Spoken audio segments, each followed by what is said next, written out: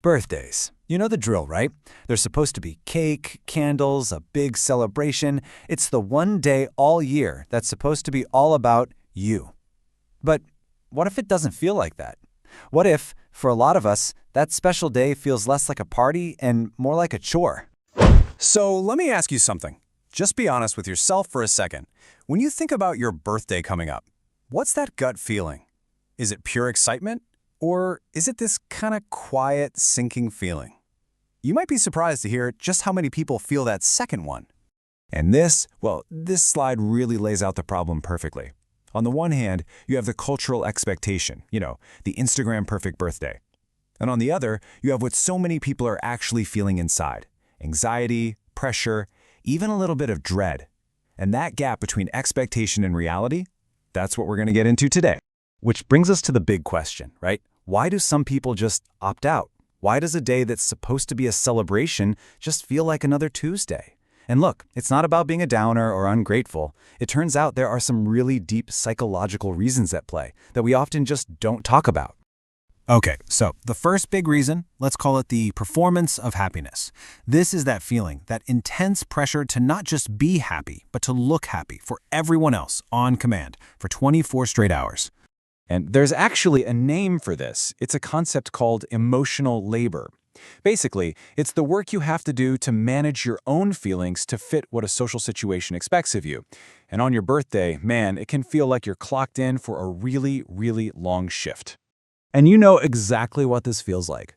It's forcing that smile for the 10th photo when you're just not feeling it. It's putting on a big show of gratitude for a gift that you know you'll never use. Or how about this one? Planning your own party just to make sure everyone else has a good time. Every single one of these things is like making a little withdrawal from your emotional bank account. Now, all that pressure to perform leads us right into our second major point, the unwanted spotlight. Because for a lot of people, being the center of attention doesn't feel warm and celebratory. Honestly, it feels more like being under a microscope. Just picture it, that moment when the cake comes out and the whole room stops to sing happy birthday at you.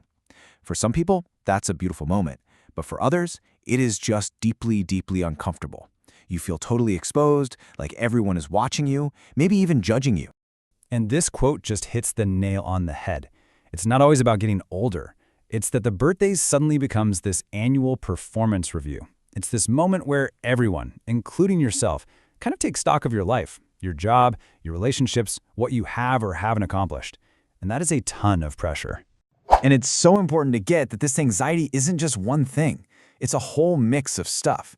Yeah, sure, there's the fear of aging, but it's all tangled up with checking off life's milestones, comparing yourself to your friends on social media, and all those expectations you had for yourself. It's a pretty potent cocktail of insecurities. Which leads us to our third reason, and this one can be the most powerful. We have to talk about the ghosts of birthdays past. See, our feelings about today are so often shaped by what happened on this same day years ago. Our brains are just wired to connect things, so if past birthdays were tied to disappointment or loneliness or something genuinely painful, our brain learns to expect that same feeling every single year. The past doesn't just stick around. Sometimes it completely hijacks the present moment. And you can see how this builds up over a lifetime, right? Maybe it was a disappointing party as a kid, or a really awkward birthday as a teenager, or maybe as an adult, a birthday happened to fall right around a major loss or a breakup. These experiences just layer on top of each other year after year until they create this really strong pattern of just not wanting to deal with it. Okay, so we've unpacked a lot of the why. So the big question is, what do you do about it? If any of this sounds familiar, the good news is you can absolutely change the story. It's all about taking back your birthday and redefining it on your own terms. And the very first, most important step is just to give yourself permission. That's it. Permission to feel whatever it is you feel. Happy, sad, totally indifferent, whatever. There is no right or wrong way to feel about your own birthday. Your feelings are valid, period. So what does that actually look like in practice? Well, it can start with something as simple as communicating what you really want. Maybe telling people, hey, I'd rather have a quiet dinner than a huge party. From there, you can start creating new traditions that actually mean something to you, like, I don't know, taking the day off to go for a hike or spending it at a museum. The whole point is to reclaim the day, to make it about what feels good to you internally, not about performing for everyone else. And through it all, just keep giving yourself permission to feel whatever you feel, totally pressure-free. And that kind of leaves us with one final thought to chew on. When we think about our friends and the people we love, maybe the best birthday gift we could ever give them isn't a thing from a store.